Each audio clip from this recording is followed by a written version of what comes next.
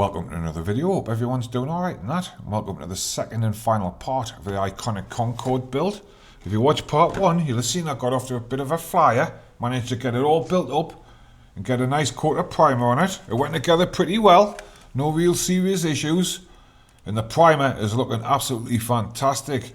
But my plan for this one, there's still quite a bit to do, but I'm going to start by trying to clean up the body a little bit. Try and hide some of this line that's running across the top, and maybe fill in some of these lines down here and that, so it all looks pretty solid. And I'm going to move on and try and put some paint on. I'm going to start with the airbrush, get everything painted up white, and start hitting the details with either the brush or the airbrush. I haven't got the exact colours that they're saying, but I have got this Vallejo white, I've got a black, and I've got some metallics like steels and that, and gunmetal greys and stuff like that. So hopefully it comes out looking alright and that. Then we're going to give it a nice coat of varnish, get it sealed up, and I think we're going to move on to the challenge of this build, which is going to be trying to get all these things on. Absolutely tiny, these decals, but I'm going to take my time. I think there's going to be a lot of stopping and starting. We're going to go with the full British Airways look and all that. And fantastic, so grab yourself a cuppa, put your feet up, fingers crossed it goes in the same vein as the first part, and we'll have a cracking Concorde at the end of this.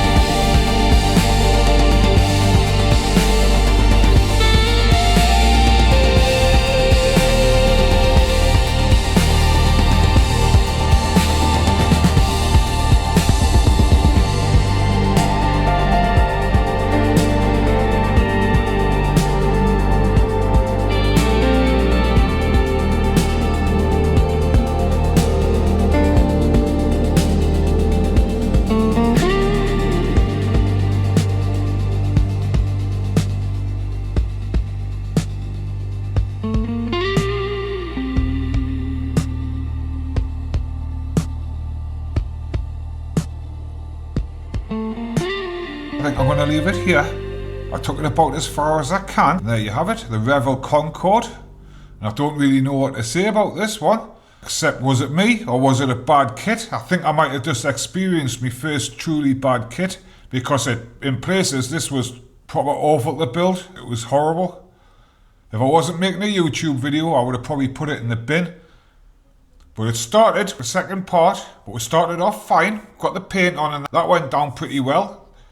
The primer covered pretty good. I had to use a bit more paint than I normally would have because it was a bit darker. And there is a couple of little shady patches I would have probably gone back over. But then I got onto the decals and that's where my problems started. It was downhill all the way. I'm going to be careful how I handle this because these decals, even though they've been varnished, they still want to come off. What can I say about the decals? Some of them just don't even fit, like these things over the tail and that. You've got to bust it. You've got to bust through it because it just won't wrap around it. I tried for ages. This red line just disintegrated. I've left a lot of it in the video. I've cut a lot of it out. And some of it I forgot to even press record because I was that frustrated with it. But it just disintegrated into tiny little bits. This is about 30 little pieces all joined together. Same with the other side. The other side's even worse. This is the side that I caught on video, I think. Like I said, right away to the end, I'd varnished it and it was still coming off. I've lost a little piece in the corner here. Same again on that side with the tail. I was a bit luckier with that side. But it's not enough 34s and you can't really tell where to put the 69s. I'll show you the instructions were so bad. Look at that. All them lines and that. I tried to cross them off with a pen and that to figure out where I was going, but I got so confused here that there's four 34s, and I think there was only one in the kit, so I think I've left them off. That's what I've done, I've left them off. Then these 69s, they go absolutely everywhere, and there wasn't enough of them, because they've got them all over the bombs and that. I did lose a couple, like I said, they've just come off and that. I lost a little bit at the back here. This was a nightmare, this took us about 2 hours. Like I said, I've left a lot of it in, and I've sped it up as fast as I can, but I had to take chunks out because it took us absolutely ages. All these decals have taken us 4 days of heartache and pain to put them on. Absolute nightmare. I've bent my nose up there, I'll put that back right. I'm happy with the wheels look alright, and some of the decals that I did get on have gone on fine. I say this red stripe in the tail and that, not good at all. So right, let's find a spot in the cabinet and put this one behind us. We'll have a quick look at the next build and we'll bring this video in. Fantastic. Right, I found a spot on the bottom shelf, the naughty shelf. Fantastic. It won't be there long on its own because it's getting a little bit crowded in here now. This is my top shelf where I consider all my best builds to be. Fantastic. I do struggle with these Revell kits, you know. That there, fishing boat there, that's a Revell, but that went together fine. But some of the cars, this is my car shelf. The McLaren, that went together pretty poorly. The race car here, I blame that for being stuck in a loft for 10 years. But now I'm not too sure. The Mini, I wasn't too happy with the construction of that. Maybe it's just me being a beginner, I'm not too sure. But that Tamiya here, that one went together absolutely fantastic. And so did some of the Airfix ones, especially these littler ones.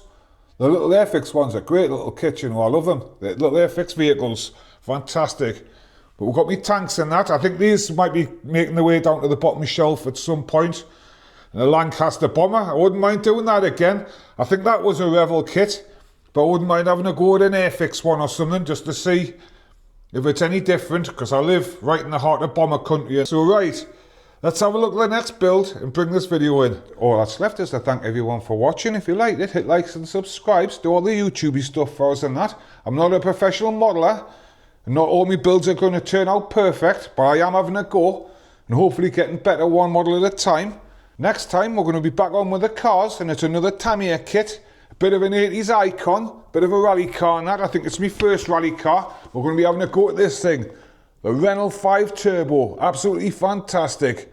I say a bit of a rally car, I've never built one before, so hopefully it runs smoothly in that. I enjoyed building the Porsche, that went together really well. Have a great week, and I'll see you next time. Ta-da!